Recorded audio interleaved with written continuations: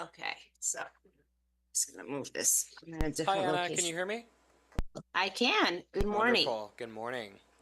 Okay, so I will be muting.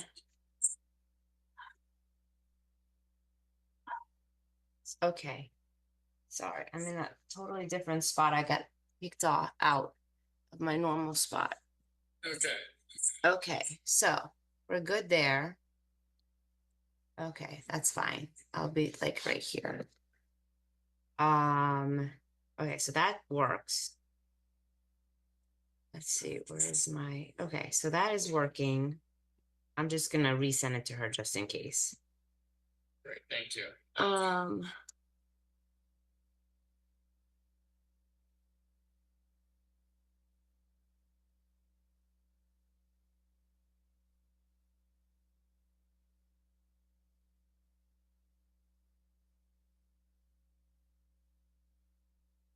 Um, you have the schedule, right? Yes. Okay, and we'll do the prompter. Yes, I do have it. Okay, great. And then the only thing I don't have, I think I'm missing one link, which I'll send to you as soon as I get it. The Las Vegas one? Yeah, it's very pretty standard, the tour. Las Vegas I need, yep, and then everything else I have. Yeah, so that's the only one I have to get. Let me just see if it came into my email. And I told her to join on at 9:15. Okay. Coming up.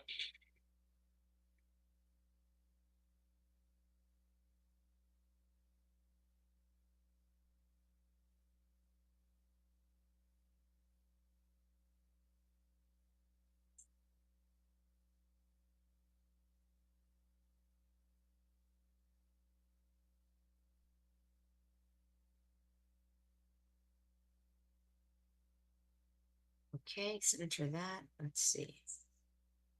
I need, let's see. Yep, I have the Zoom, so I'm going to send this to you. Great. Thank you. I'll send it to both of you guys. This is the I'm just going to call it Vegas Zoom. So you have it. Okay, that's done.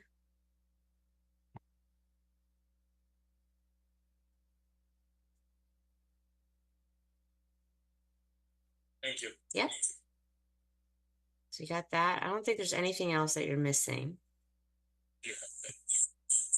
Yeah. We do have a nice big break in the schedule. Yes. So, yeah. Though I know Seattle wants to join, I'll just have her back at like noon. She's Okay. she's in Seattle actually, funny enough. So, there. Okay, I think we're in good shape. Hopefully everyone had a good weekend. Good 4th of July weekend. You guys were closed, right? Oh, unstable connection. Great. Rare time that we got off, yes. Can you hear me? Yes, I can hear you. Yep.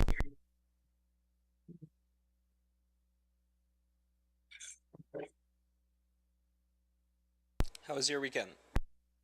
It was good. I'm muting, sorry. I'm gonna mute. I'm gonna mute the, yeah, that one. Oh, it was good. Um,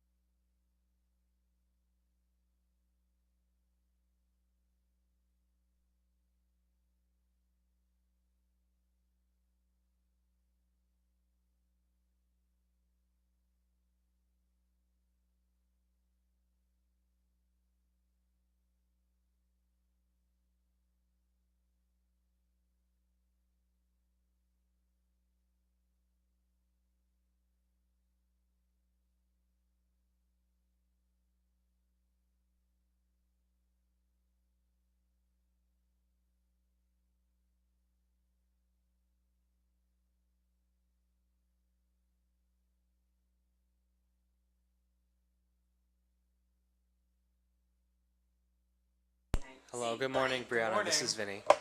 How are you?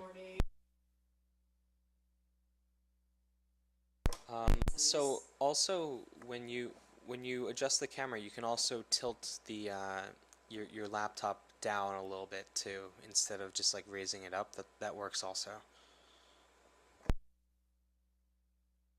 Yeah, you can tilt a little more.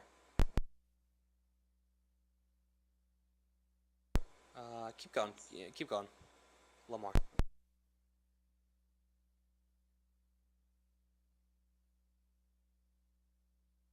Very nice. Thank you.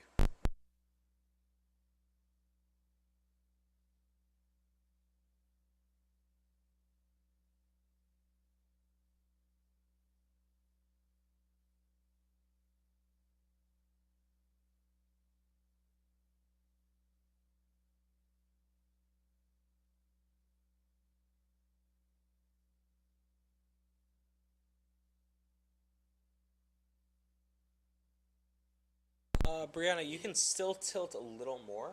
Um, you're getting very close. Yes, yes, just like that. Perfect.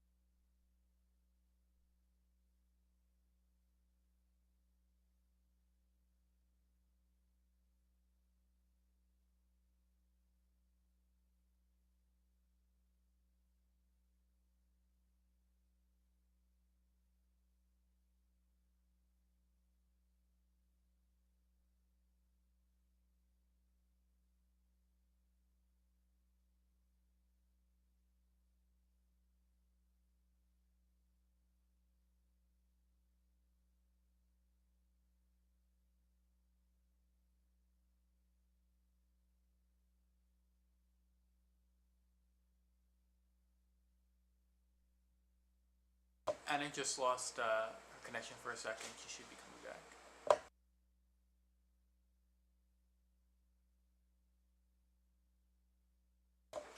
Anna just lost her connection. She should be coming back in a second.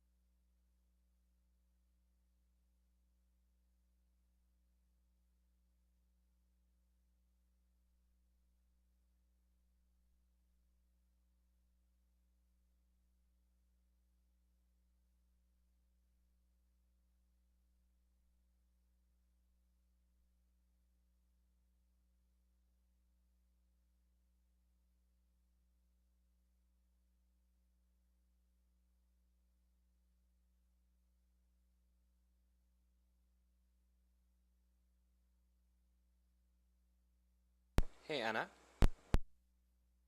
Just making sure that you see enough of the book. Do you want it to be a centered shot? Because she's very centered right now, which looks fine. Um, but would you want to pan over a little bit to have like more of like a two shot with a book on the side?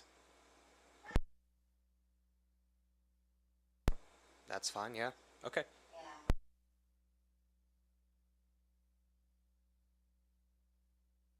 I think yeah, I think it works fine.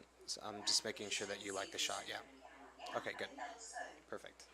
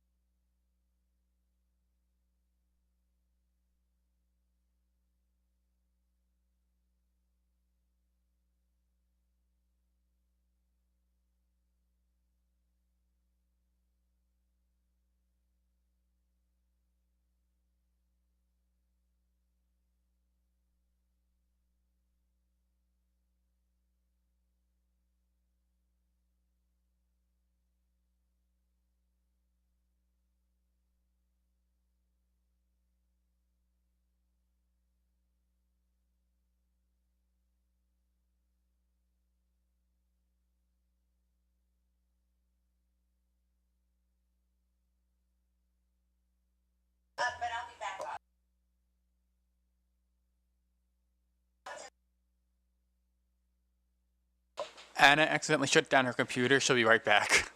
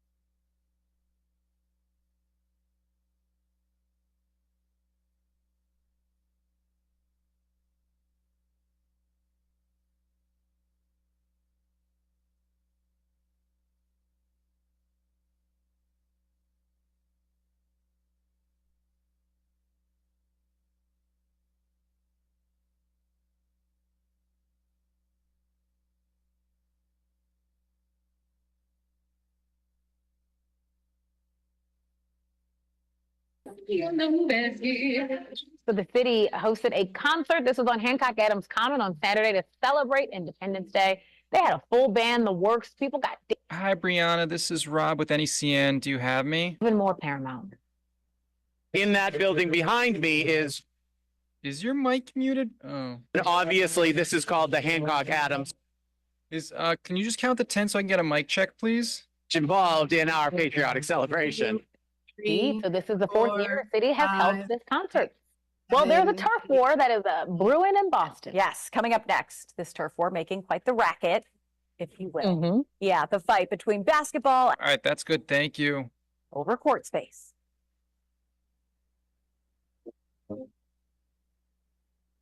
Weather on NECN is brought to you by FCP Live-In. Hey, can I just get one more check, mic check, please? Just count to 10. Live-in One, home care two, may be the three, solution. 4, 5, 6, For more than 7, 8, 25 years. 9, 10. CP Live-in That's good. Thank you. live-in home care to families throughout New England. FCP Live-in allows seniors to live in the comfort of their homes while reducing stress on family caregivers. Hey, and Visit NECN, is it Melody who's doing the liveinhomecare.com interview? today to learn more. Yay, my word will return. Correct. Hello. Hi, yes, it's Melody. You? Are you? Oh, my baby boy. Does that feel good on your skin? Trying. Yes, it's So just Brianna, Melody. you're not seeing anything right now because they're in commercial break, but as soon as they come back from commercial Hey, break, everybody you'll meeting? see the show. Okay. Thanks. Yeah, I'll get back to you. It's a cuckoo. Hiring Morgan & Morgan for your injury is easy. Turtle, wordle, turtle. Morgan & Morgan. The choice is easy. Of the 1 in 10 Massachusetts residents who have unclaimed money, 202,000 have uncashed paychecks.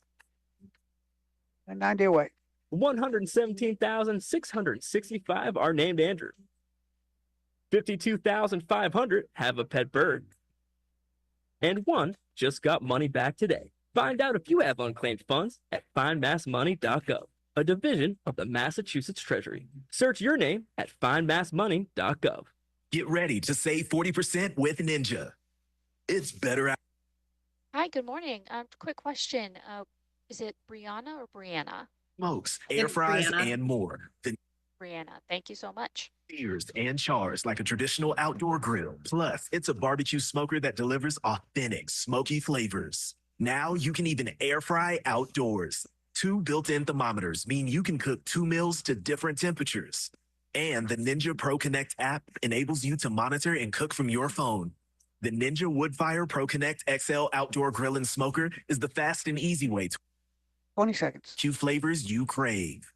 Scan this code now and we'll give you 40% off the Ninja Woodfire Pro Connect XL outdoor grill and smoker. And we'll even include the Ninja Woodfire outdoor stand free. The 40% off and free outdoor stand offer will only be available for a limited time. So head online or scan the QR code now.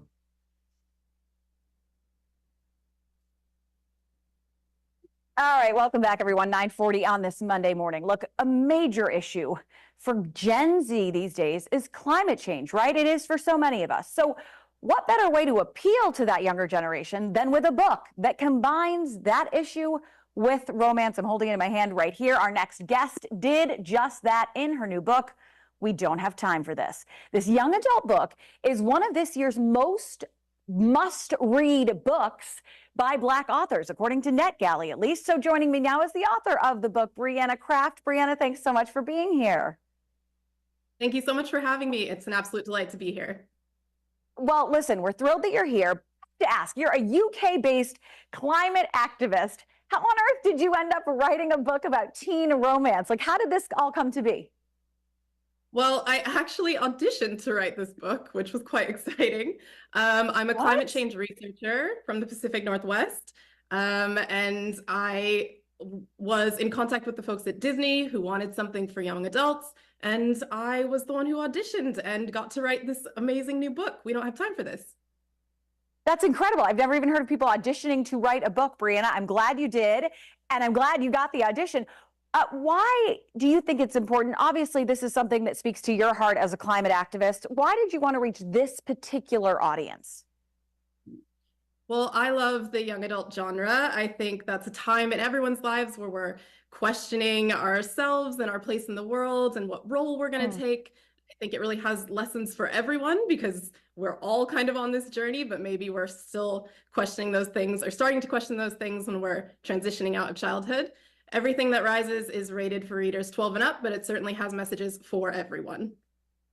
Okay, and tell me about the two main characters. Is it Darius and is it Issa or Isa?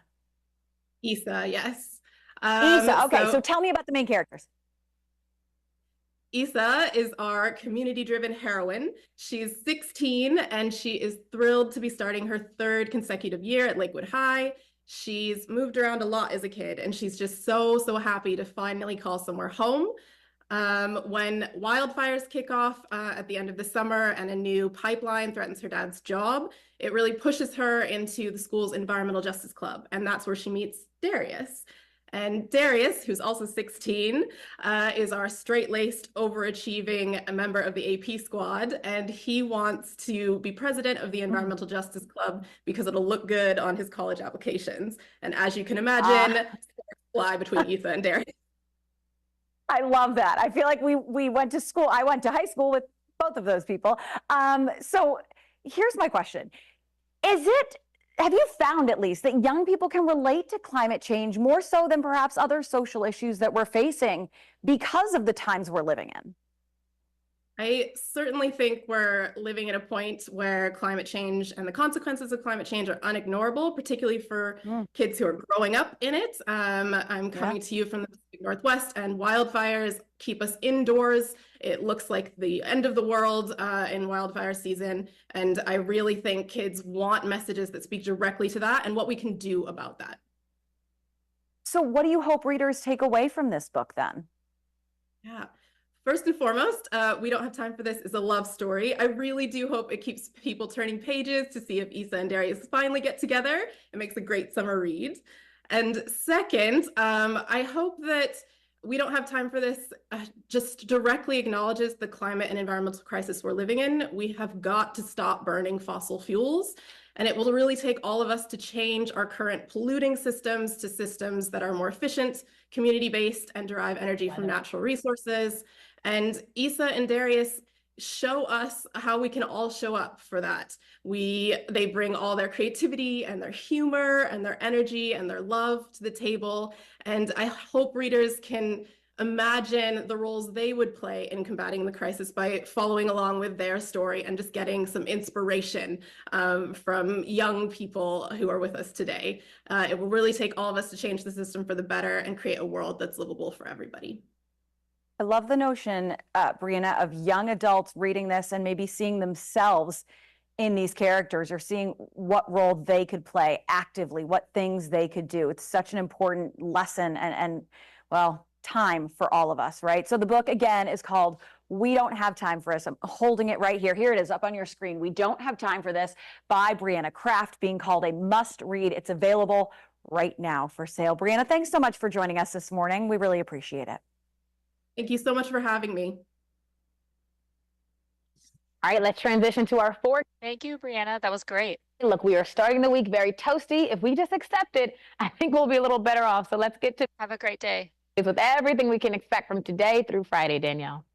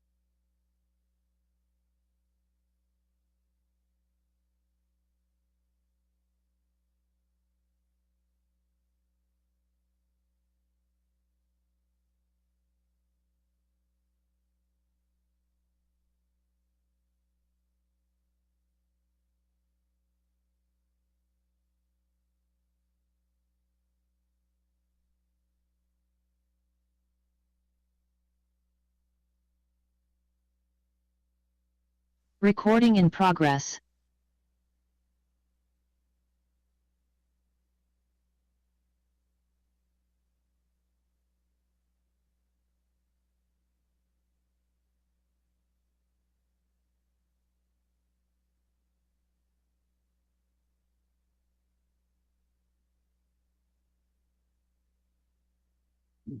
Brianna, good morning. Good morning. Jeff in Las Vegas. Thank you for joining me today. Thank you so much for having me. It's a delight to be here. Oh, my pleasure. Well, congratulations on your book. We don't have time for this, and I'm sure it was a passionate project for you. And considering the content of the film, the theme of the book, when did you become aware of climate and the effects on society? I became aware of climate change in a lecture in my undergrad. I was 19 and it gave me a panic attack. Did it really? Yes, it did. Changed the whole course of my life. I wanted to be an architect, and I am now a climate change researcher and writer. Oh, wonderful, wonderful. Well, I know you want to reach a particular audience of this because young people are passionate about climate change, and rightly so. It's their future. So, but how to disguise that or how to deliver that message without being, being kind of subtle with young people? You hide it in a romance, don't you? Yes, so We Don't Have Time for This is a young adult romance. We get to see our main characters go from really not liking each other to really liking each other and working together to address environmental injustices in the Pacific Northwest. Now, these two protagonists in the book, are they based on a real couple or people you know? Did this really happen? They are not people I know. They're kind of people I wish I went to high school with. Issa is our heroine. She's 16 and she's moved around a lot, and she is so thrilled to be starting her third year at Lakewood High. When wildfires and the construction of a natural gas pipeline force her to do something about the state of the world, she joins the Environmental Justice Club, where she meets Darius, who is an overachieving, straight-laced member of the Advanced Placement Club. And he wants to be president of the Environmental Justice Club because it'll look good on his college applications. And as you can imagine, sparks fly between the two of them. So that's who we're working with, and We Don't Have Time for This. And we get to hear from both sides of their story. Well, they start as enemies but become lovers. Not an easy task to do, I guess, in writing. Two lovers that save the earth. It sounds like a great theme. It was really fun to bring these messages together. And I really hope the love story of We Don't Have Time for This keeps people turning pages. Are they going to get together or not? But then secondly, I hope that We Don't Have Time for This just gives readers something that directly acknowledges the climate and environmental crises we're all living in. We have got to stop burning fossil fuels, and it will really take all of us to change the polluting systems from which we derive energy now to ones that are more efficient and community owned and draw energy from renewable resources. And I hope that readers can see examples from Darius and Issa of how we can all play a role in that. We need all of our creativity, our energy, and our love to change the system for the better and make a climate that's livable for everyone. I absolutely agree. I live in Las Vegas, and yesterday we hit an all-time record in our 100-year history, 120 degrees. I've been born and raised in Las Vegas. It's never been that hot, and we were stuck inside. It's going to be for the next 10 days. I mean, it's almost becoming unlivable. My first book event was supposed to be tomorrow, and it was canceled due to extreme heat here in the Pacific Northwest. We do not have air conditioning. We grew up without needing it, and that is no longer a sustainable possibility. So yeah, we all have. I saw that on the news, Brianna. I saw in the news that the Northwest doesn't have, you guys are like in the 90s and 100s, but you don't have air conditioning up there. I mean, that's just brutal. We had the air conditioning. We had the air conditioning running here, Brianna, and it did not work. I mean, it's ice cold, late at night, but it just would not get cool in our rooms. It was just crazy. But let me ask you this. Do you interact with fans via social media or book tours? Because do you have a call to action? What if someone reads your book? What do you recommend young readers to do? Yes, I love interacting with fans. It's so heartening to hear how everyone really wants to do something about the climate crisis. And just like Issa and Darius, sometimes we're going to disagree about what to do and how to do it, but that passion is there for all of us. So you can follow me on Instagram, brianna.m.craft, and find me online at briannacraft.com. But I really hope that this book and other stories inspire people to just take action, take a part in the movement to fix this crisis that we're living in and get us to energy systems that are going to sustain everyone. I would like to tell older folks to vote, protest, and divest. But for young people, that's a little more complicated. They're not there yet. And so we've got to really move everyone to play their full role and bring all their talents to the table. Well, Brianna, congratulations on your book. I appreciate your passion, and I had a total joy speaking to you today. So thank you so much, and good luck with the book. Let's talk again soon. Thanks so much for having me. Thank you. Good luck.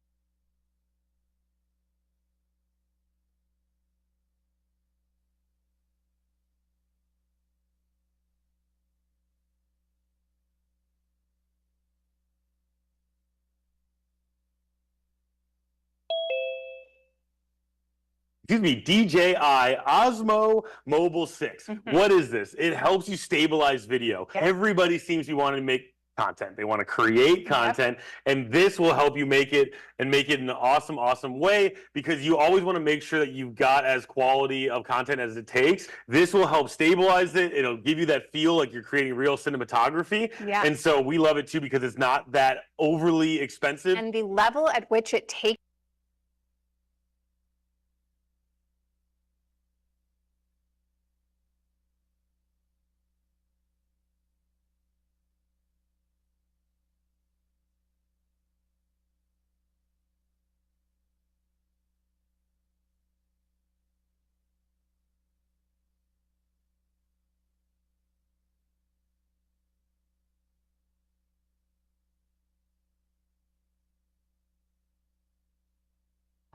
So it looks like they're in commercial. You see where it says Good Day NWA, that's their incoming Zoom. Yep.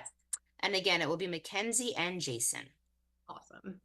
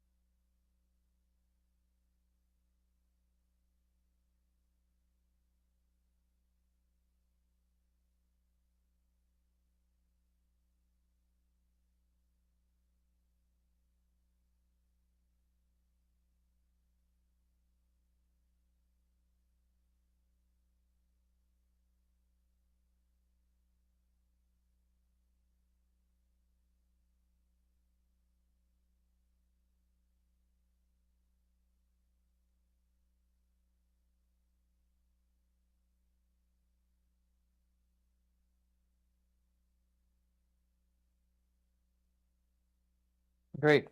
Hello, Hello. Brianna, can you hear us? Yes, we can. Do you go by, Hi. is it Brianna or Brianna? It's Brianna. Brianna. Okay. Give me one sec.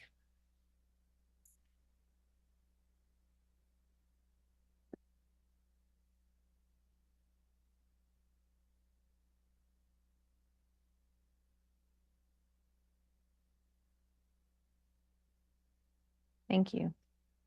Thank you. Perfect.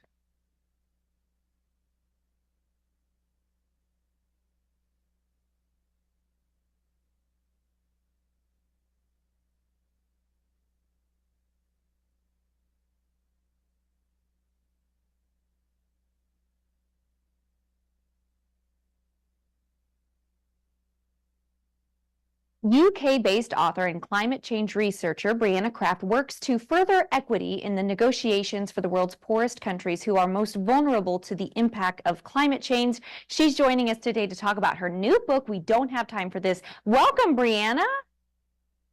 Thank you so much for having me. It's a real delight to be here. Yes, Yeah. thank you. So tell us about your book. Yeah, everything that, or I'm sorry, we don't have time for this. My new book is a young adult romance. We meet Issa and Darius, 16-year-olds who really don't like each other at the beginning and end up liking each other quite a lot at the end. They are vying for presidency of their high school's environmental justice club, and we get to watch their sparks fly. Oh, that's Ooh, really like some spark interesting. fly. Yeah. So what's the significance of the title of this book? We Don't Have Time for This speaks to the climate and environmental crises we're all living in. We have got to stop burning fossil fuels, and it will take all of us to change our current polluting systems to systems that derive energy from renewable resources that are efficient and community owned. And We Don't Have Time for This helps bring that change to life for people in Issa and Darius's story. We get to see them bring all their creativity, energy, and humor and love to the table. And it really like depicts the roles we can all play in creating change for the better and making a world that's livable for all of us. Yeah, absolutely. And I'm curious, what made you want to reach out to this particular audience? I am obsessed with the young adult genre. It's such an impactful age group. I made a lot of discoveries about myself and what I wanted to do when I was a teenager.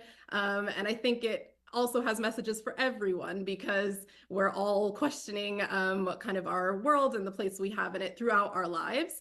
And so bringing two characters who are 16, kind of at the cusp of adulthood, who are like really thinking deeply about the world and their place in it was just such a joy. And I hope that so many people can connect with that. Yeah. But yeah, there's so many social issues right now that young people could choose to invest in. Have you found that young people relate to climate change? I really find that young people growing up now are living in a world where the climate crisis is just unignorable. Here in the Pacific Northwest, where I'm from, wildfire season, which goes on most of the year now, really does have an apocalyptic feel. You really can't ignore when the world is on fire, and young people in particular are really looking for how they can change that, how we can have a future together. And so I think this genre and that working with young people and writing about young people was just such a perfect match for climate crisis and environmental justice themes. Yeah, we've got a copy of the book right here. Thank you for sending Yes. this to us. I can't wait to dive in. What are you hoping that readers, what's the big takeaway? What's the one thing you hope that readers take away when they read this one? Well, first and foremost, We Don't Have Time for This is a love story. I really do hope it keeps people turning pages to see if Issa and Darius are actually going to get together. It makes a great summer read. And then second, like, I hope people are inspired by what they see in We Don't Have Time for This. The overall message is that we all have a role to play in changing our energy systems and addressing the climate crisis. And we're all impacted by it differently, so we bring different things to the table. And that's the lesson Issa and Darius have to learn as well as they struggle to work together. At first, not really liking each other at all, and then realizing that we need the strength of everyone's different ways of thinking and different abilities. Great. That's an uplifting, hopeful message. Thank you Yes. for joining us today. We appreciate Thank your you time. so much. Yeah. Thank you so much for Yeah, having me. I can't wait to dive in. I mean, I I think know.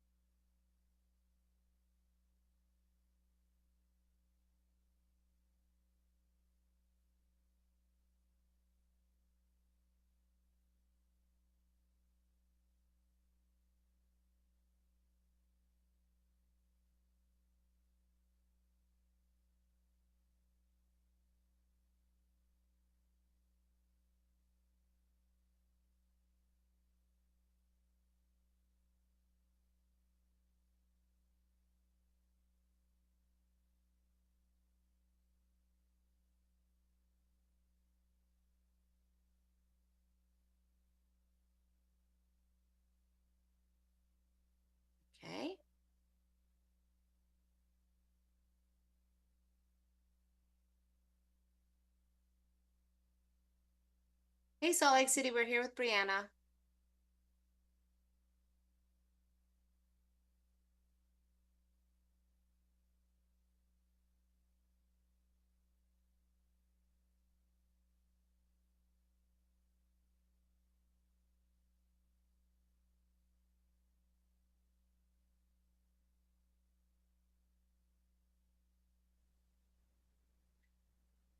Hi, Brianna. Can you hear me?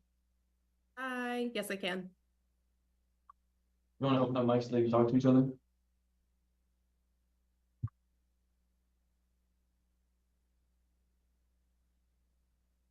Hi, Brianna and Saray. Can you hear each other? It's Saray here in Salt Lake City. Brianna? Hi, Can it's you hear me? Brianna. Nice to meet you. Brianna? Can you hear We me? can't see Saray. Is that okay? That is okay. That is okay. Hello, can you see me now? No, not yet. Hey. I should have a camera in And there. am I saying it right, Brianna? Yes, perfect, Brianna. All right, we need to Brianna, get going. correct. Okay. Excellent. All right, we need to get going here. We got a small window. All right. Just a few seconds. And no, stand by. Stand by. 5, 4, 3, 2, 1, cue. A new book follows the story of two rival teams trying to lead their school's environmental justice club while also developing with boxes? one another. Joining me now for more of the sponsored interview is the author of We Don't Have Time Boxes for are This, up. Brianna Kraft. Welcome. Hi, thank you so much for having me. It's an absolute delight to be here. Oh, same here. Well, tell us about the book and who is it for? So We Don't Have Time for This is first and foremost a love story. Our main characters are Issa, who's a community-driven heroine. She's 16 and she is thrilled to be starting her 3rd year at Lakewood High when wildfires and the construction of a new pipeline threaten her dad's job. She's pushed to join her school's environmental justice club, and that's where she meets Darius. Darius, who's also 16, is a straight-laced, overachieving member of the Advanced Placement Squad. He says he's running to be president of the Environmental Justice Club because it'll look good on his college applications. And as you can imagine, sparks fly. So readers get to hear from both Issa and Darius as they figure out what they want their club to do to combat environmental injustice in the Pacific Northwest. Oh, I am in. So you are a UK-based climate activist and you ended up writing a book about teen romance. How did this all happen? That's 2 minutes, right. too. I work as a climate change researcher in the UK. I am from the Pacific Northwest. I have been experimenting with writing climate fiction to get more people reading about the climate crisis and what we can do to fix it. And I actually auditioned to write this book. Disney wanted something for young adults, and they auditioned people who could bring an environmental justice story to life. 90. And I am so thrilled that I am the one to do it, and everyone can now read We Don't Have Time. Well, congratulations on the book. Why did you want to reach this particular audience? What appealed to you about this age group? I love the young adult genre. I read it myself. I just think it's such an important time in our lives.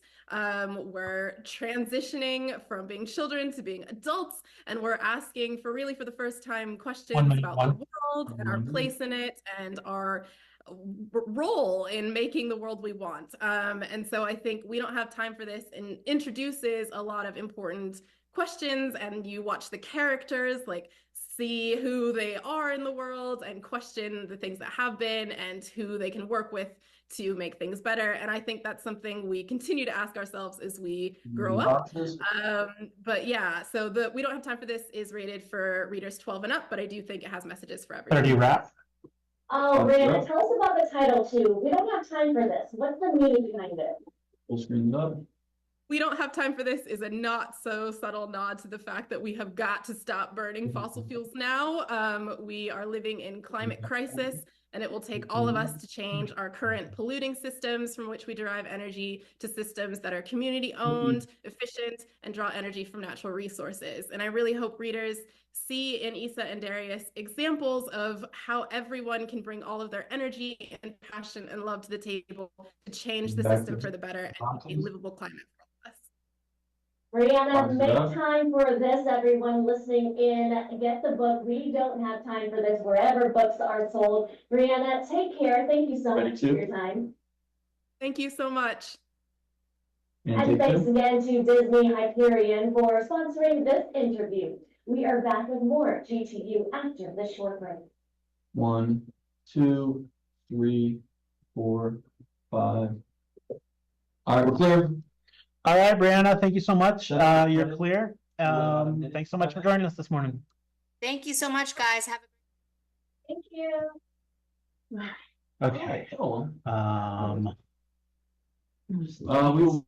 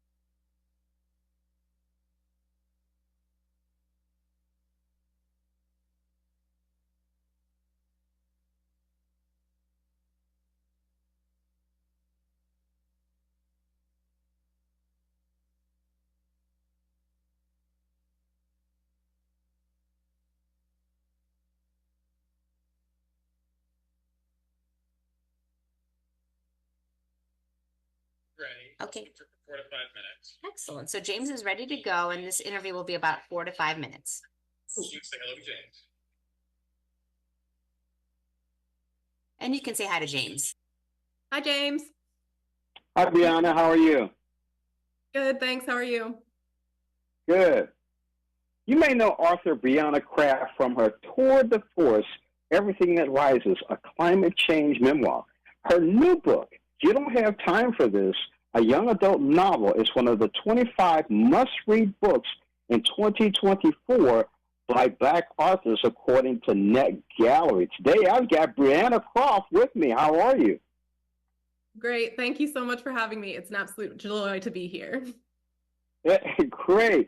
How does a UK-based climate activist, that's first thing, ends up writing a young adult book about teen romance and environmental justice? Well, I work in the UK as a climate change researcher, but I am from the Pacific Northwest, where we don't have time for this is set. And actually, I auditioned to write this book. The folks at Disney wanted something for young people that spoke to environmental justice and auditioned climate folks to write it. And I am so thrilled to be the one who got the audition and to work together to develop We Don't Have Time for This, which everyone can read now. So why is it you wanted to reach this particular audience? I love the young adult genre. It's really important to me still. I think it's a time in our lives where we're all questioning kind of the world and our place in it and what we want to do with ourselves. We're asking big questions for the first time. And We Don't Have Time for This gets to introduce some of those big questions, which you get to see through the eyes of Issa and Darius, our main characters. And though We Don't Have Time for This is rated for readers 12 and up, I certainly think it has messages for everyone as we all continue to ask questions about what we can do about climate and environmental justice.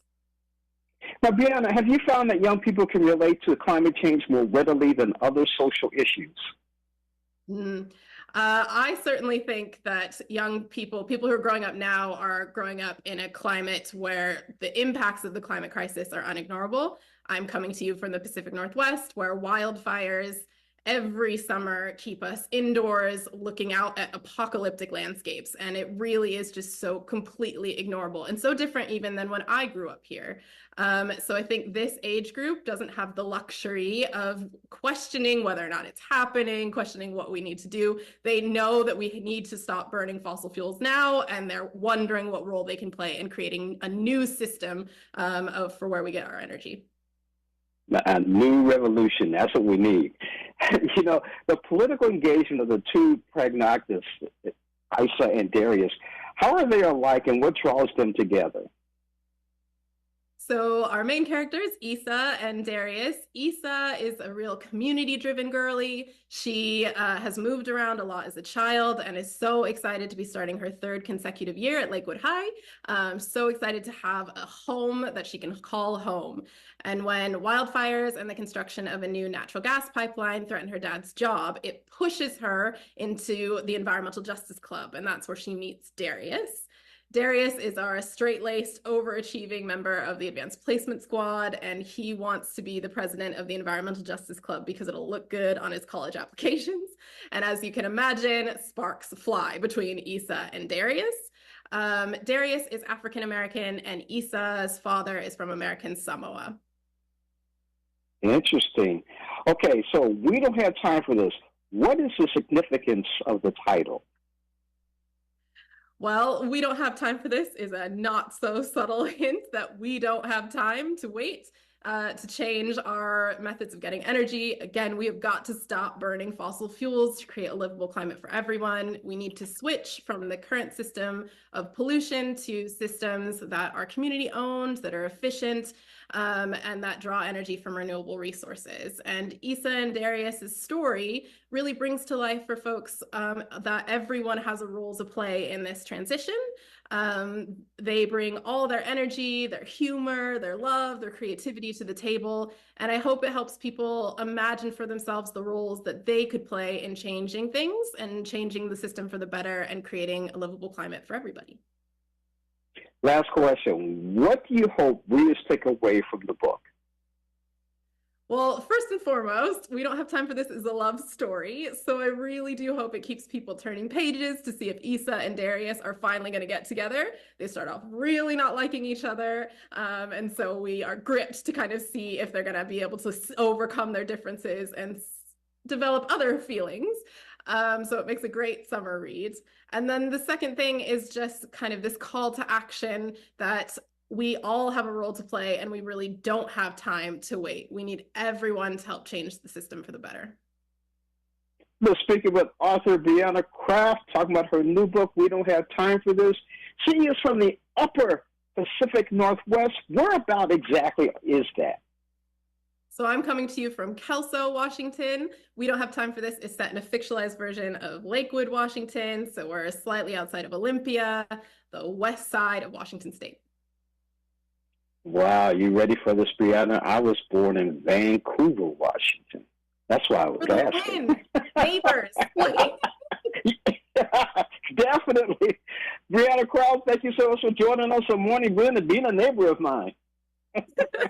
Thank you so much for having me. It's been awesome. Thank you.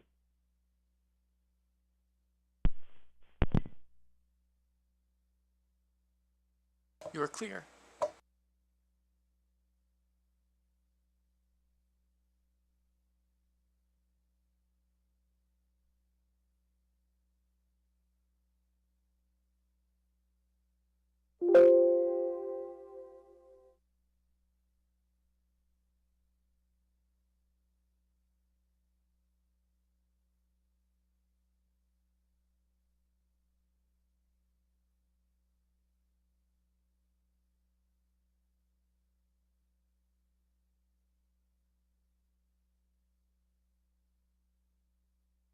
For the season opener contest against Western Kentucky on August 31st and the September 7th affair versus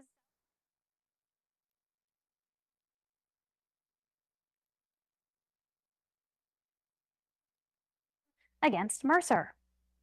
In North Alabama, the Rocket City Trash Pandas are gearing up for their next home series. They'll be taking on the Pensacola Blue Wahoos. The Pandas coming off a 5-1 series win against the Birmingham Barons. The last time they played Pensacola, they clinched a 4-2 series win on Pensacola's home turf. So we'll see how the rematch goes tomorrow at Toyota Field. First pitch set for 6:35 p.m. It's the orchestra experiences aimed right at our childhood. Avatar: The Last Airbender in concert is coming to Alabama, with the show scheduled this fall at the Birmingham Jefferson Convention Complex. It's a live orchestral rendition of the series' iconic soundtrack, paired with a nearly 2-hour special recap of the animated series. 3 seasons displayed on a full-size cinema screen. That's set for October 2nd, and you can grab those tickets right now.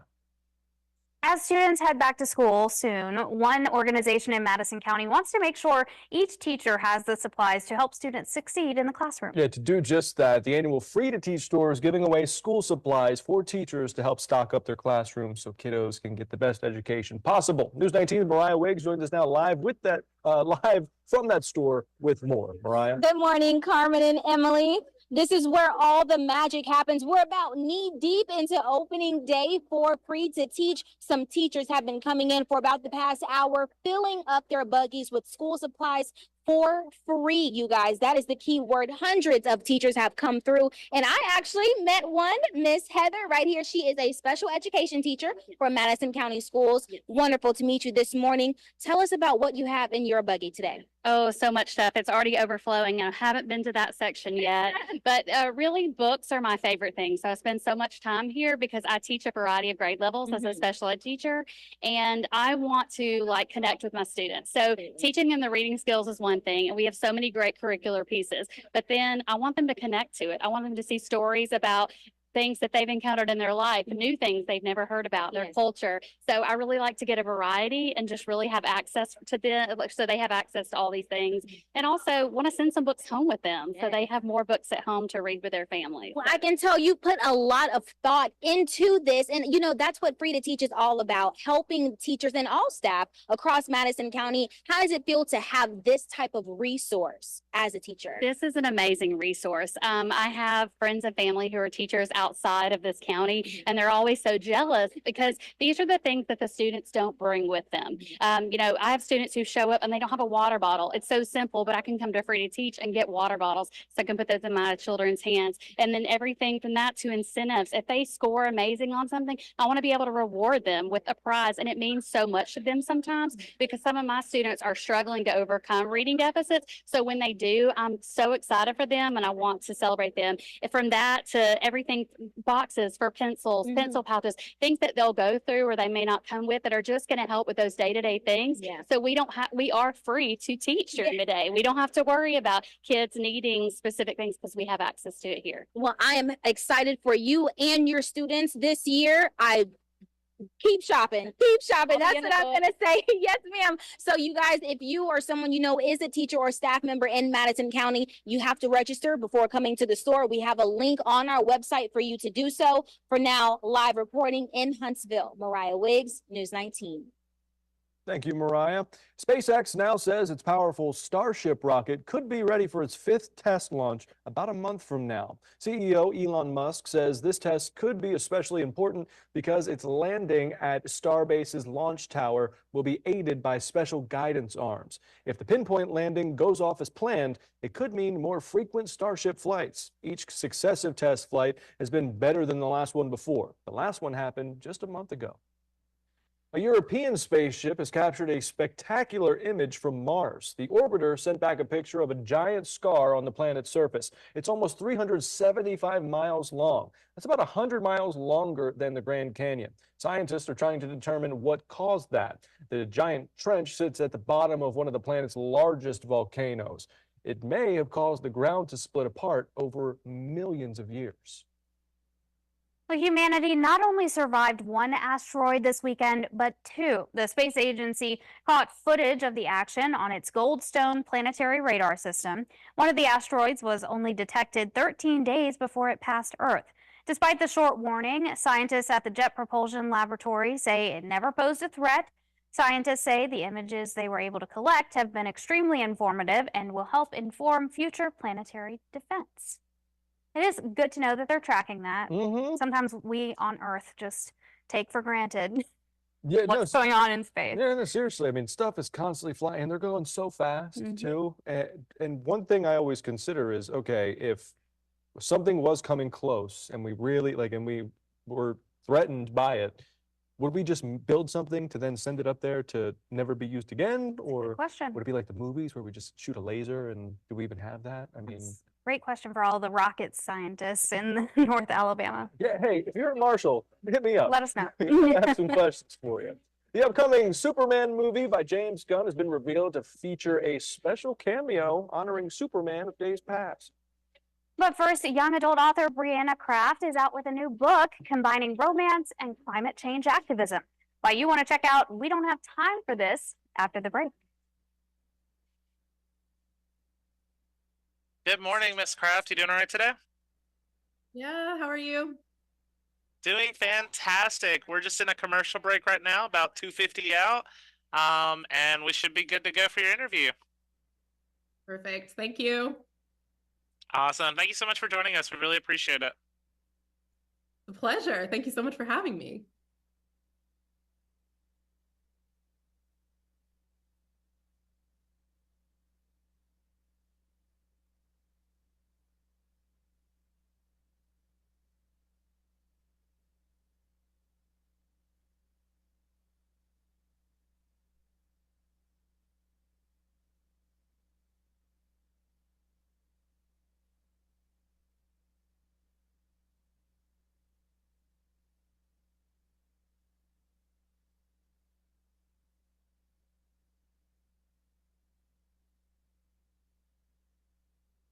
All right, about 2 minutes out.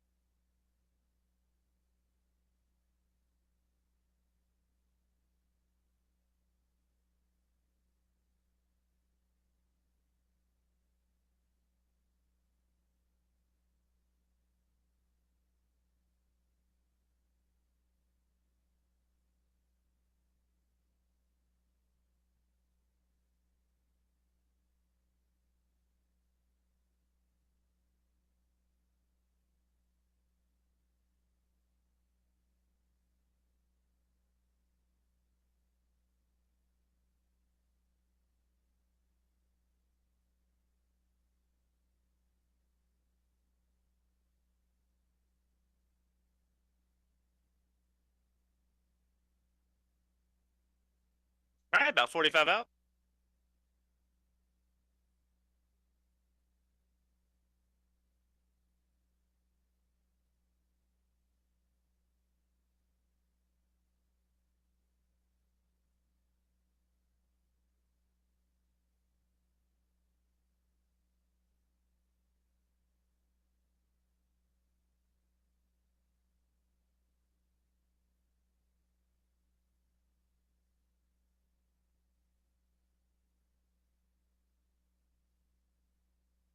All right, I just wanted to go give you a standby. The next voice you'll hear is Carmen and Emily.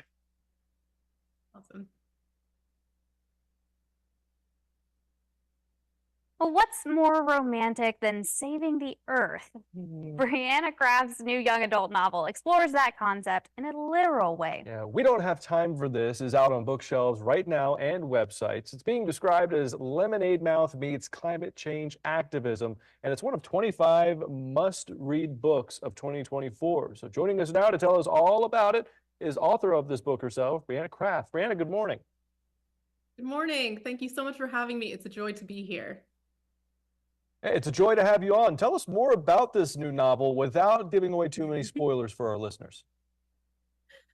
We Don't Have Time for This is a young adult romance, as you said. Its stars are Issa and Darius. They are 16 and they are both vying to be president of their high school's environmental justice club.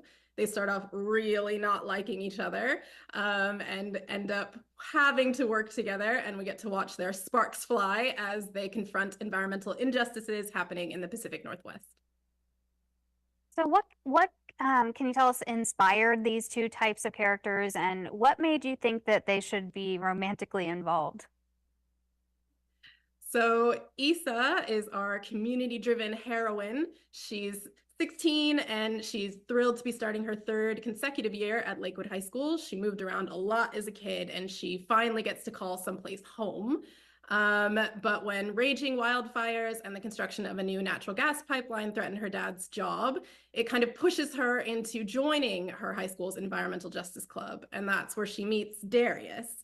And Darius is an overachieving, straight-laced member of the Advanced Placement Squad. He says he wants to be president of the Environmental Justice Club because it'll look great on his college applications. And as you can imagine, they butt heads right from the get-go. They are both really passionate about the subject, but they differ in a lot of other ways. Issa's father is from American Samoa and Darius is African American. So this isn't your first book about climate change. So tell us about your interest in that and how you got started writing on this topic, and what do you do when you're not writing these type of stories? What else do you write about? So I first learned about climate change when I was 19. I was in a college lecture hall. I was studying to be an architect. I had a panic attack and it completely changed my life. So I am now a climate change researcher based in the UK. I follow the UN climate change negotiations. But in my spare time, and now more and more, I've been writing about climate change because I do think that there's so much going on that people really do want to read about and understand, but they want to see that in story form. They want to connect with real people who really care and also get to imagine how they too can act to face up to the crisis that we're in and see the roles that they could play. So I've been writing. We Don't Have Time for This is my first novel, and last year I published Everything That Rises, a climate change memoir. So can you tell us more about the importance of reaching your general audience? And we hear there's a special meaning behind the book's title. I love the young adult genre. I still am an avid reader of the young adult genre. I think it's just such a special time in our lives where we're asking big questions about the world and our place in it. And Issa and Darius, they're 16 and they are really asking these questions. And We Don't Have Time for This is rated for readers 12 and up, but I certainly think it has messages for everybody. And then I hope that, like, first and foremost, We Don't Have Time for This is a love story. And I really do hope it keeps readers turning pages to see if Issa and Darius are actually going to get together. It makes a great summer read. But second, We Don't Have Time for This acknowledges the climate and environmental crisis we're all living in. We have got to stop burning fossil fuels. And it will really take all of us to change our current polluting system to one that is more efficient, community owned, and drives energy from natural resources and renewable resources. And I really hope that We Don't Have Time for This brings that to life for people. Issa and Darius bring all their creativity, their humor, their energy, and their love to the table. And I hope readers can imagine what roles they might play in creating change, because it really will take everyone to change the system for the better and create a world that's livable for all of us. Brianna, congrats on the new book. Where can our viewers go to grab a copy, and where can they keep up with you on your present and future works? We Don't Have Time for This is available where all books are sold. Please check out your local independent bookstore and grab a copy there. And it's also available online. You can follow me at brianna.m.craft on Instagram or briannacraft.com on the web. And it would be so nice to connect. Awesome. Brianna Craft, thanks again for being with us. Thank you so much for having me. Thank you so much, Ms. Kraft. That was a fantastic interview. We appreciate it. Officially back on. The latest on the month-long deliberations in just a few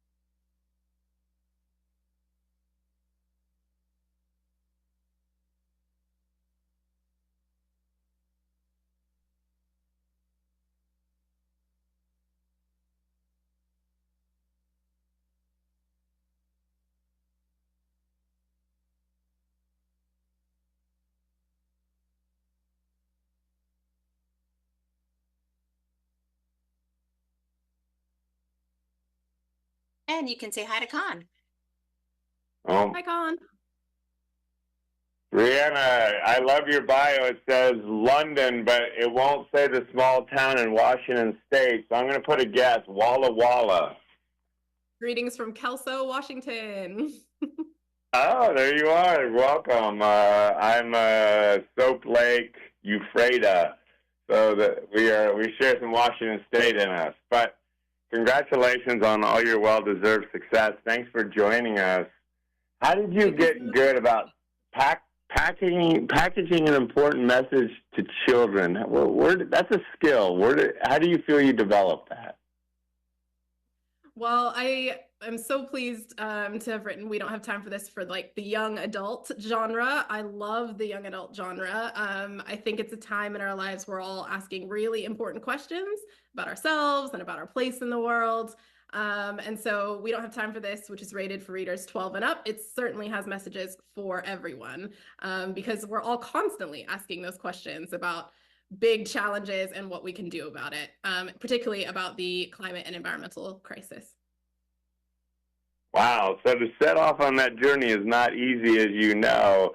How did you develop your characters? Like, how did you even set the tone for how you were going to address it?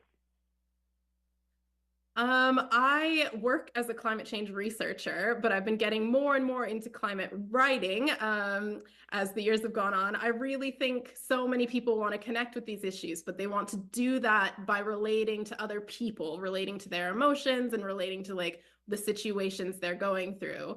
So last year I was fortunate enough to publish a memoir, Everything That Rises, but We Don't Have Time for This is my first novel. And that gets to take it a step farther, where you get to write fiction, you get to develop all the angles of the characters and explore issues that are important to you. We Don't Have Time for This takes place in the Pacific Northwest, where I'm from and where I'm sitting now. And it explores kind of wildfires, the impacts on the American Samoan community. Issa's father is from American Samoa, the impacts on the African American community. Darius is African American, and link up with other ongoing struggles in the Pacific Northwest, including those of our Native American tribes. They get to meet the Puyallup tribe in this book and explore together what they can do to make change. And it's change that brings people together, right? It's not just saying, I'm this nationality, I'm going to fight for that. Tell me how you bridged it to everyone getting behind it. Definitely. The climate crisis is a yes and problem, not an either or problem. We have got to stop burning fossil fuels, and it will take every single one of us to change our current system that is really pollution heavy to one that drives energy from renewable resources, is efficient and community owned. And I hope that by reading the story of Issa and Darius, it lets people see for themselves kind of the different roles we can all take in creating that change. Issa and Darius bring all their creativity and their humor and their energy and their love to the table. And it really brings to life kind of this holistic change that we need and how everyone is important in making that change. It really will take all of us to change the system for the better and make a livable climate for everyone. Absolutely. I know you said it's your first novel for young adults. I'm just curious, when the name Disney Publishing got behind you, that had to tell us about that partnership, because that's pretty amazing. Yes, and actually I auditioned to write this. So as I said, I work as a climate change researcher who had been dabbling in writing and had published a book before, but it was really Disney who sent out the call that they wanted something about environmental justice for young people. And I'm so thrilled that my audition was successful, because over the past 3 years, we've got to develop this really, I think, amazing and impactful story. And now everyone gets to read about Issa and Darius. Absolutely. Tell me about stepping out and challenging yourself to be the best. You entered the competition. You also are a graduate of Brown University, one of the top universities in the country. What has given you that confidence to step out and really go for it? Well, I really identify with Darius, and We Don't Have Time for This. I am that straight-laced, overachieving type. I did really well in school. I'm quite a nerd. I really, really wanted to get out there and make a difference. I think where the Issa side of the story and where my own activism comes in is growing up in a world where the climate is in crisis means that we are going to have to change the system. And that means stepping outside of our straight-laced, narrow thinking, which pushed me towards activism. It pushed me towards being creative in how I think about my place in the world and how I tell stories. And so really, we don't have time for this. It's kind of a perfect coming together of all of my journey, but I imagine many people's journeys. Brianna, I just have two more questions. We're so enjoying talking to you, and congratulations, not only for being an inspiration to others, but coming up with this amazing story that we can all kind of see ourselves in the picture of change. I do, though, however, we mentioned your bio before. You do have to tell us about the creative ways you like peanut butter, because apparently you love peanut butter. I love peanut butter. Peanut butter is the best. Sustainable protein, delicious flavors. It's savory, it's sweet, it works with everything. And I think I now live in the United Kingdom, and I think that's also stepped up my love of peanut butter, because I now feel it's my mission to bring this to the world. Well, I love it. I love it. I've never seen anything like that in a bio, but it made me smile. As we wrap, congratulations on the book. We don't have time for this. It's sure to be a bestseller. And as we wrap, given your tremendous success and well-deserved, what has really served you well on this path? I really believe in the power of love. It is so motivating. I desperately want to protect the people I love. I want another 50 years together in a sustainable climate. I want us to be able to enjoy the environments that we grew up in. I'm here in the Pacific Northwest. I want us to be able to form and develop a future for the next generation and the one after that. And I think tapping into love and everything it can motivate us to do is what we need to tackle the climate and environmental crises. One thing's for sure, we love this interview with you. Thank you, Brianna, and congratulations. Thanks for joining us. Thank you so much for having me. It's been a joy. You are great.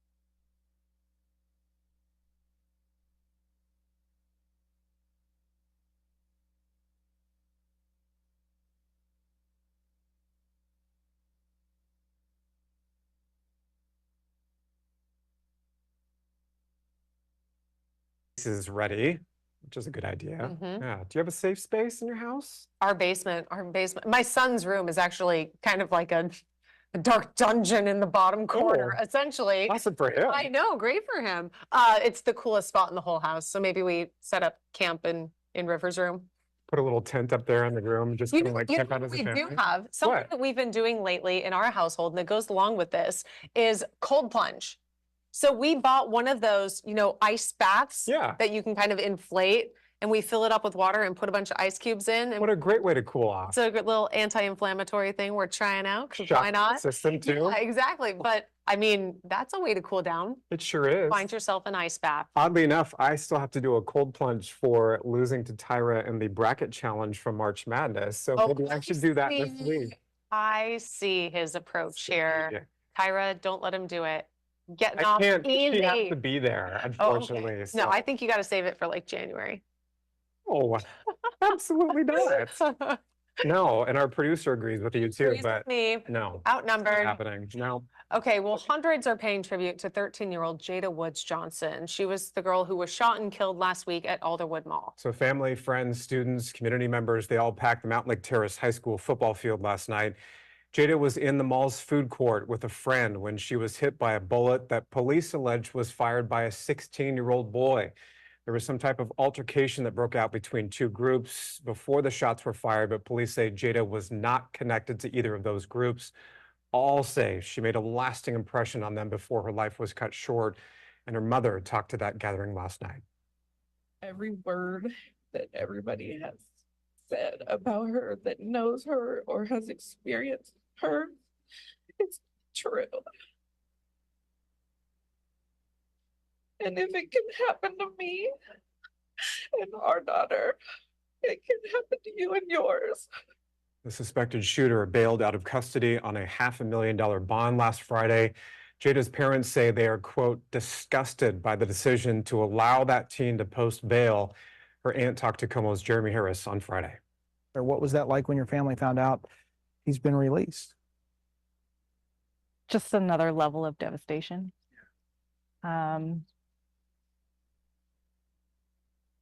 It's hard. It's hard. It's painful. It's extremely painful knowing that the person that murdered your baby girl is out free in less than 24 hours. Well, Peggy summoned up a lot of people's feelings here in this Facebook post. He shouldn't have even had the ability to post bail. He should be held without bail. Such BS. And a slap in the face to the parents of an innocent victim who was wrongfully murdered. I'd be beyond livid and trying to get him locked back up. So sorry to the parents who lost their beautiful daughter to a senseless act, sending prayers and condolences. We're still waiting on a police report detailing what exactly happened and a charging decision for the 16-year-old shooting suspect who's expected in court this week.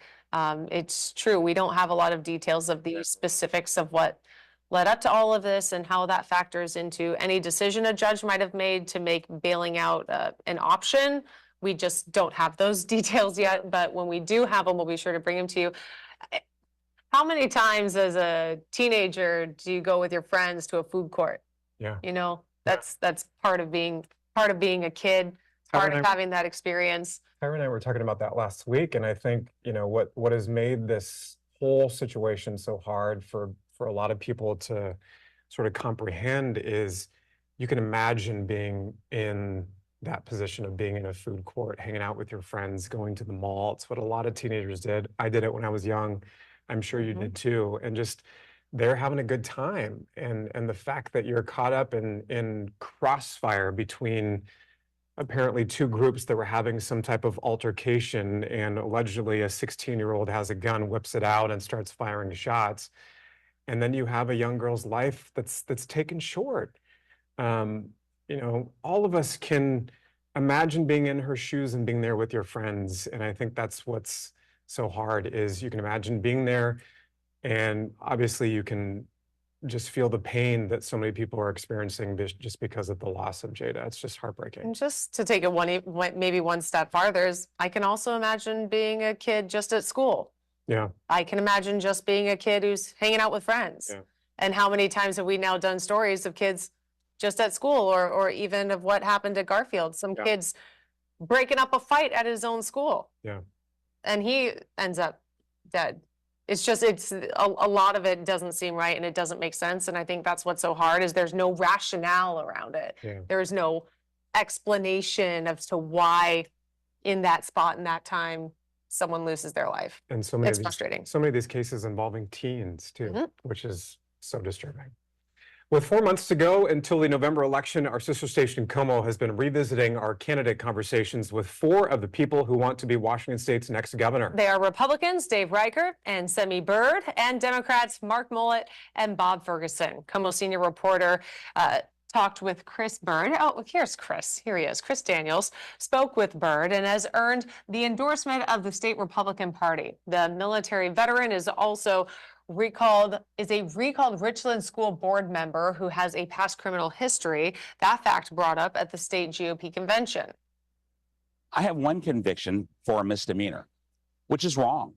Guilty for charge, you're convicted for a reason. And when you say bank larceny, there was no theft of money. No money is taken. It was a credit line of $1,800. I used my father's credit. It was wrong. I could say that a million more times.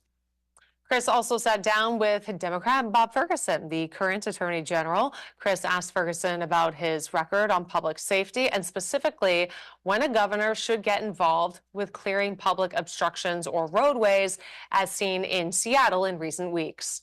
If you're governor, when do you get involved in that? Well, let's take the freeway, for example. We're seeing a photograph of that protest where there was an emergency vehicle that was stopped in its tracks because of the protest. So as a governor, you're involved immediately on something like that. Utilizing the powers you have with state troopers as appropriate. You can watch the full interviews with all 4 candidates on KOMOnews.com or on the KOMO News YouTube page. And what's kind of significant with this year's election, this is the first time in more than a decade where Jay Inslee will not be on the ballot. So this is a significant change and will be for the state of Washington. Got a lot of contenders in play here. That's right. And not too much longer to go when you look at the calendar kind of slowly ticking away. Here we are pushing mid-July. Hitting the home stretch. Things are changing. All right. Sure are. Coming up in the deep end, we're going to revisit our conversation on Boeing's plea deal. Yeah, today we will be joined by Lee Stoll. She's going to walk us through the details of that deal and the action the victims' families are now taking as they call on a judge to reject that deal. Before we do dive into the deep end, though, state fish and wildlife officials want boaters to help prevent the spread of invasive species, the steps they need people to take after enjoying a day on the water. Plus, a new book blends together teenager relationships and activism. We're going to talk with the author about why she wanted to reach this particular audience. And then in our second half, when it comes to healthy role models, a new study shows you should look to your family and friends more so than celebrities. We talk with the study's author about why and the warning about following behaviors too closely. Cute picture with that baby, Very wasn't it? cute. Yeah. So before we head to break, let's check out some of the photos and videos people are sharing on social media, including a Teresa Cam shot. Beautiful Monday. Cheers to the goodness we're going to find along the path this week. Great message as we head into this very, very warm week around here. More on that coming up.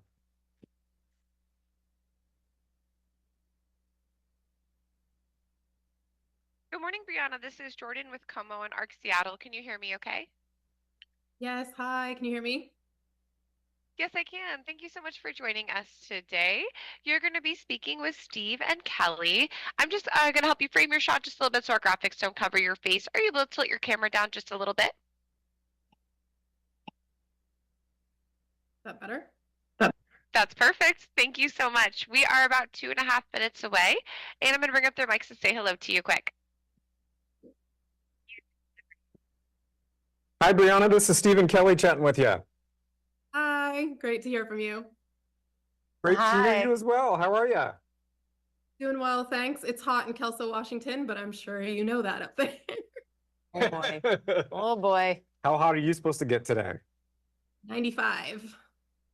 Ooh, that's about what it is here too. And then just to double check, it is Brianna, not Brianna, correct? Brianna. Brianna. Okay, my apologies for saying that incorrectly earlier.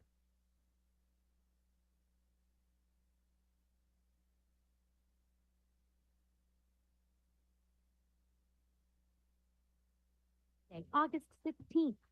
Join 100 of our region's best restaurants, wineries, breweries, and distilleries for an unforgettable evening in Seattle's historic Pike Place Market. All proceeds benefit the Pike Place Market Foundation and our mission to nurture a thriving market community. About a minute away. Food, healthcare, housing, and senior services for our neighbors. Up in the sky, down on the ground. Is this your first time here? I can show you around if you like. Why do they call you the mystery man? I didn't know they did. I don't want to lose you. If you can spend your time trying to control everything, you won't get a chance to see where life wants to take you. You know I'm here for you. Close your eyes. Picture someplace that you love. Where are you? Sullivan's Crossing, Wednesday, July 24th on the CW. Hello, Seattle. 30. Seattle, the local network focused on local life close to home. ARC Seattle is uniquely Northwest, exploring local stories and communities across the Sound. And ARC Seattle is the exclusive home of the CW, the only place in the Northwest to watch All-American Homecoming, Masters of Illusion, and Live Golf. And coming August 31st, Pac-12 football kicks off on ARC Seattle. We're about 10 seconds away. Stand by. That's close.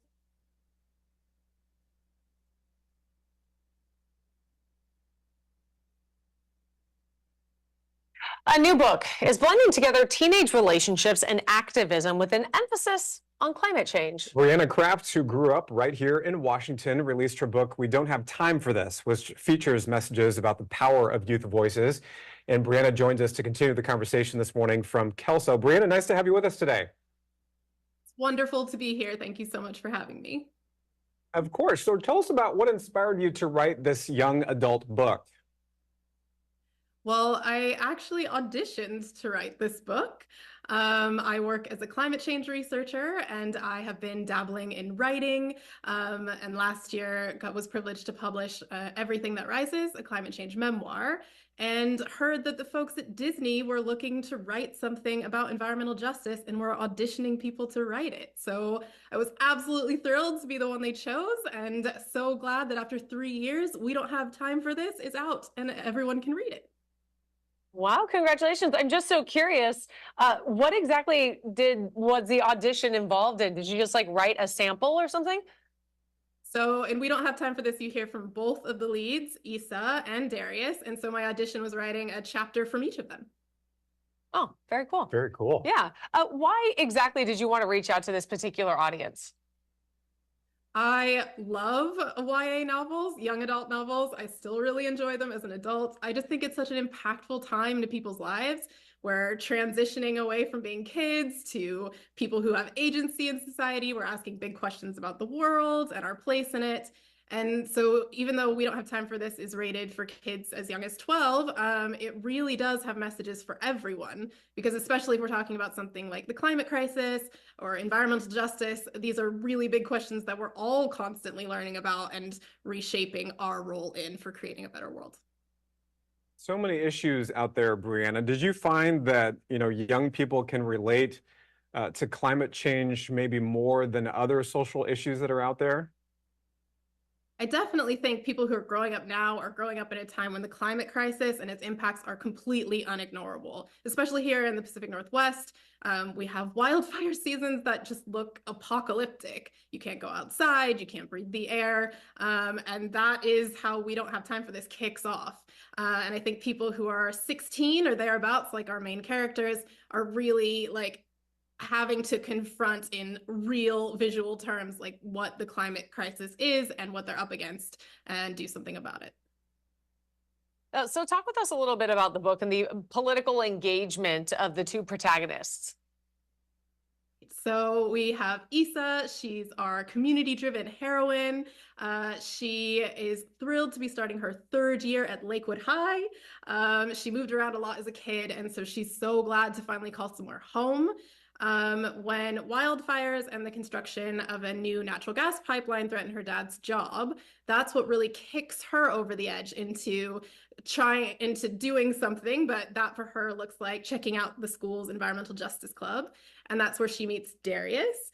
Darius is our straight-laced, overachieving member of the Advanced Placement Squad. He wants to be president of the Environmental Justice Club because it'll look good on his college applications. And as you can imagine, they butt heads right from the beginning.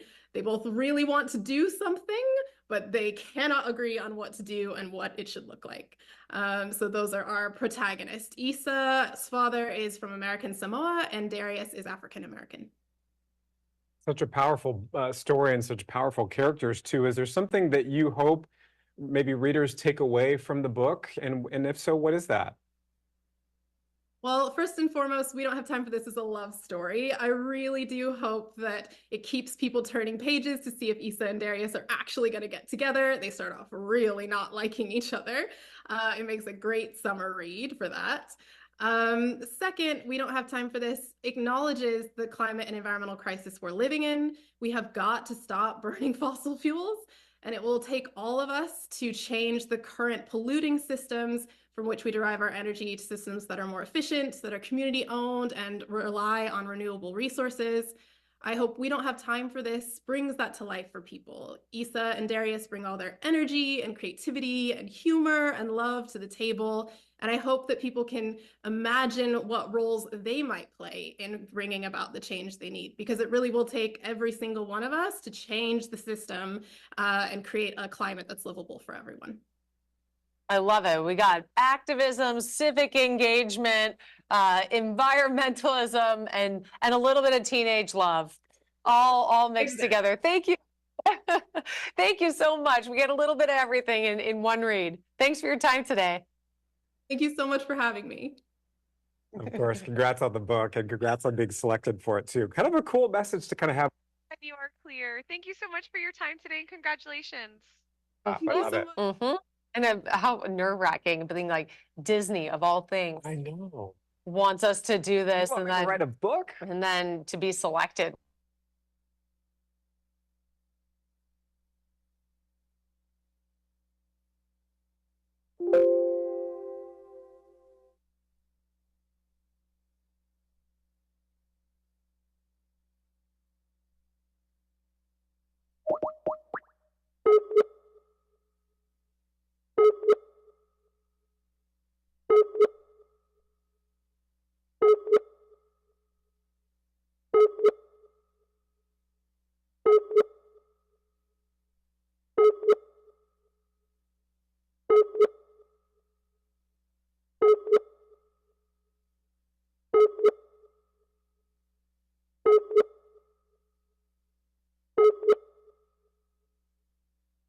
The person you are trying to reach is currently unavailable.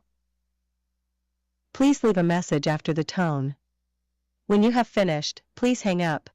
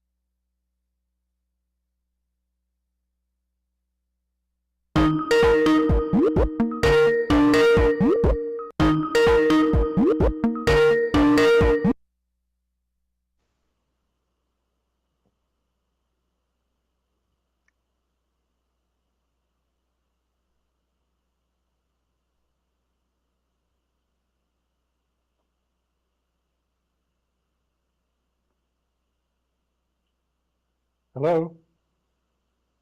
Hi. Hi, Brianna. Yep, Brianna. Nice to meet you. Hi, nice to meet you too. Hang on just 1 second. You're just a couple minutes early. I just want to get one thing set up, okay? No problem. You hearing me okay? Yep, perfect.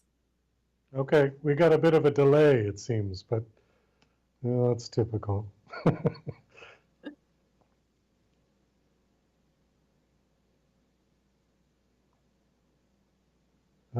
Okay. Let me just get a couple more things rolling here.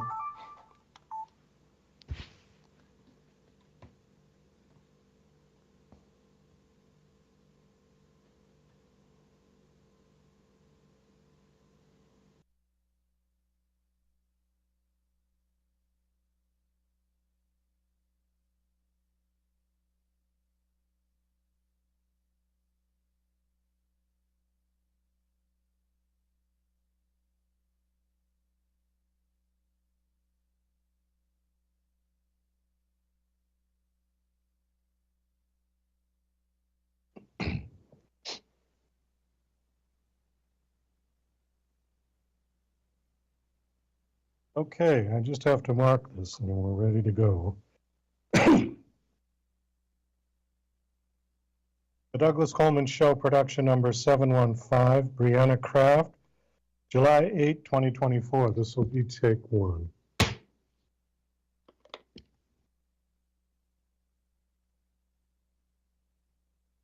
Okay, hi Brianna, how are you? Hi, doing well. Thank you so much for having me. Well, thanks for coming on the show. It's nice to have you here. My first question is, are you in London right now? I am coming to you from Kelso, Washington, here in the Pacific Northwest. Oh, okay. Because on your bio it says that you're from Washington State, but you currently live in London. Are you still living in London? I do live and work in London. I work as a climate change researcher, but I am home to celebrate the launch of We Don't Have Time for This, which is also set in the Pacific Northwest. Oh, okay, great. How do you like London? I really like it. They don't love peanut butter as much as I would like, but other than that, it's a very nice city.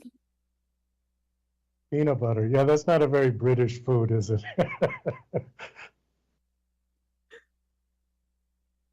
But they do love their tea. There is a lot of tea. They have me hooked on tea as well, so I'm staying very hydrated, which is good. Oh, that's great. So what took you to London? Was it your work, basically, or why did you decide to go there and live? So I was hired out of my master's program to work for the International Institute for Environment and Development as a climate change researcher. I spend my days following the UN climate change negotiations, and Europeans devote a lot of resources and researchers into those negotiations, whereas here in America, we do not. So was hired out of my master's program to work and live over there. I know King Charles is very proactive in environmental issues. Does he support the group that you work for? So he's certainly been a vocal advocate for international cooperation on climate change. We work as an independent research organization, and actually I primarily provide research support for the group of least developed countries, which are African and Asian nations who work together in the climate negotiations. Okay. And you've got a book out called We Don't Have Time for This, and I see another book there. I can't quite read the title. What is the other book? So last year, I was fortunate to publish a memoir called Everything That Rises, a climate change memoir. And this year, my first novel came out, We Don't Have Time for This, which is a young adult novel, both about climate change and environmental justice. Oh, they both, okay, that's what I was going to ask, if that one had climate issues in it. Okay. Why did you decide to write the second book? Was there something that inspired you to do that? I actually auditioned to write the second book. So as I said, I work as a climate change researcher who had been dabbling in writing, but the folks at Disney wanted something for teenagers with environmental justice themes, and they auditioned writers to write it. And I was really fortunate to be the one they chose. So 3 years later, we don't have time for this. Well, that's fantastic. You said you auditioned for Disney. Are they planning on making this into an animated feature? Well, they've done a lovely job bringing the characters to life on the cover. If the book sells well and people really like it, they'll certainly want more of the story. We Don't Have Time for This is Issa and Darius, the main characters, their junior year of high school, so we'll want to hear what they get up to next. And, you know, if people love it enough, they'll want to see it. And so they will consider adapting it into some kind of visual presentation, which is really exciting. Yeah, that is. That's terrific. Well, congratulations on that. That's exciting. Why don't you give us just a kind of an overview of the book and the characters and how the climate change aspect works into the story? So our two main characters are Issa. Issa is a community-driven, she's our heroine. She's 16, and she's thrilled to be starting her 3rd year at Lakewood High in Washington State. She's moved around a lot as a kid, and she's so excited to finally call somewhere home. But when wildfires break out and the construction of a new natural gas pipeline threatens her dad's job, it really kicks her into doing something about the state of the world that she's experiencing and pushes her to join the school's Environmental Justice Club. And that's where she meets Darius. Darius, who's also 16, is a straight-laced, overachieving member of the Advanced Placement Squad. He wants to be president of the Environmental Justice Club because he says it will look good on his college applications. And as you can imagine, Issa and Darius butt heads right from the beginning and sparks fly. Darius is African-American and Issa's father is from American Samoa. Okay. I'm going to assume that they fall in love at some point in this book. It is a romance, so I am hoping that, you know, their chemistry and their tension keep readers turning pages to see when and if Darius and Issa are finally going to get together. It makes a great summer read for that. Okay. Who are these characters? Are they somebody that you've known in your life or part of your life, or composites of people that you may have encountered in your life? I mean, I would say they're people I hoped I went to high school with, but really I think they're different elements of my own personality and represent my own journey in getting involved with combating the climate crisis. I am very Darius, or I certainly was when I was in high school. I was an overachiever myself, graduated valedictorian, and really wanted to do things by the book. But when I was 19, I first learned about climate change in a college lecture hall, and it gave me a panic attack, completely changed the course of my life, sent me off to be a climate researcher. And as I've gone on and realized how big of a change we need and how creative we need to be in imagining the new future we need, it's pushed me more towards Issa's way of doing things, of really getting everybody together and thinking creatively about telling stories and making art and doing all kinds of things that bring everyone to the table. So Issa and Darius are parts of me, and I hope parts of everyone. I hope everyone can identify with elements of them. Let's talk a little bit about climate change, if we would. What is the seriousness of it? Because we have people that have said it's extremely serious, that the time bomb is ticking, and other people have claimed that it's just nonsense and that it's not real and it's only being amplified for political agendas. What is the situation with our climate? Our climate is in crisis. We have human activity has fundamentally altered the climate that we live in now, and we need to drastically reduce greenhouse gas emissions. We need to stop using fossil fuels and create systems in which we derive energy from renewable resources that are community owned, that are efficient, in order to get us back on track to have a climate that's livable for everyone.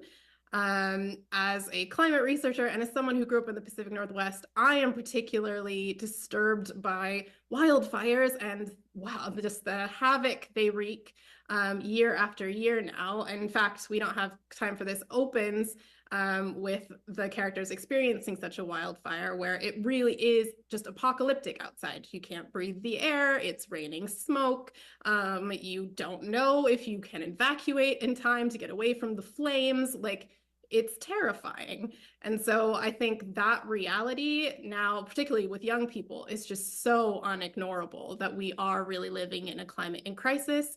And it's going to take all of us to change the system for the better and create a world that's safe for everybody.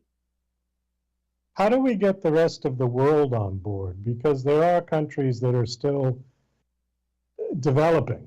You know, I don't want to use the term third world, but that's the term we use. And they're using fossil fuels and coal at a record rate because they're trying to develop their industry. You know, how do you tell those people you better shut it down? I think the first thing we can do is recognize that we as Americans have an outsized role to play in combating the climate crisis. We are the largest cumulative emitter of greenhouse gas emissions. We have the most work to do in transforming our energy system. And we have built the legacy that people look towards when they want to develop. And so we really need to start at home in changing what we do here and the image we project. In the UN system, I work in the UN climate negotiations, and it really is universally accepted that the climate crisis is happening and all countries have a role to play in addressing it. I think the countries that don't get a lot of airtime but are actually doing the most are the countries that are most impacted by climate change. I work for the least developed countries group. They are the countries the UN classifies as the world's poorest. They are in Africa and in Asia. They emit under 1% of greenhouse gas emissions, yet they are 5 times more likely to die in climate-enhanced disasters. And they are coming to the table saying that they will develop cleanly because they recognize so starkly how much we need action. The Caribbean and small island states are exactly the same. They are hit by hurricane after hurricane, and even though they don't emit the most emissions, they are willing to emit nothing in the near future because they recognize so starkly how dire the climate crisis is. So I think there is worldwide consensus, and America has a leading role to play in combating the crisis, but we need to start at home. So lead by example. Exactly. Okay. Assuming that we can all get to zero emissions on this planet, is it going to reverse the damage that's already been done? We have a long way to go to get to zero emissions, so that is where we need to start. Climate change, as we know, is the greenhouse effect builds slowly. And so we have locked ourselves into this new climate crisis reality. We can only hope that by bringing emissions down to zero, we will eventually reach a state that is more stable and bring the temperature down. We're a long ways off from that, though, because as we know, greenhouse gas emissions continue to rise as we continue to burn fossil fuels. So is the elimination of fossil fuels on its own going to do it? Or are we going to have to do more than just that? Eliminating fossil fuels is a big challenge. It will take everything we can bring to the table in order to do it, to derive enough energy, well, first to use less, but then to derive enough energy to meet our needs is going to be massive. And this is the challenge America needs to set itself in the next several years. But as soon as possible. And then once that is done, we can continue to look forward to helping other nations who are developing, as you mentioned, also be using low emitting technologies that bring their emissions down. And once we eventually get everyone to a place where we're not burning fossil fuels, then we might be able to explore and see how nature can heal itself and absorb carbon once we've stopped putting so much of it into the atmosphere. Okay. We've got just about a minute left. I want to pivot back to your book. So you said that this one was basically sponsored by Disney, right? So the publisher is Disney Hyperon Books, yes. Okay. I was going to ask you if you plan on writing a second book, but does it depend on how well this one does? I mean, I would love to write another book with Issa and Darius. I would love to see what their senior year looks like, and I hope fans do too. And I also have been really inspired by the 3-year process of writing to even write more climate stories just of my own. My memoir is obviously a memoir based on real people, real events, but writing fiction is really fun. And I think there's so many climate and environmental stories to tell that I would love to try my hand at other stories. I think I'll have more than enough material for quite some time. Okay, great. Is today the release date for the book? So the book came out on Tuesday, July 2nd. Oh, all right, so it's been out. How's it doing so far? It's early days, but you know, I really have enjoyed the reception online, and people seem to really, really like the characters and the messages of the story. So thrilled to hear more as more people get reading over the summer. Okay, great. Well, we don't have to wind this down. Thank you so much for coming on. Do you have a website that you want to give out? Yes, it'd be great if people want to check out briannacraft.com, and you can also follow me on Instagram at brianna.m.craft, and I would love to connect and hear what climate stories you would like to be told. Okay, great. Well, thank you so much for coming on the show. It was nice meeting you. Best of luck with the book. I hope it does well.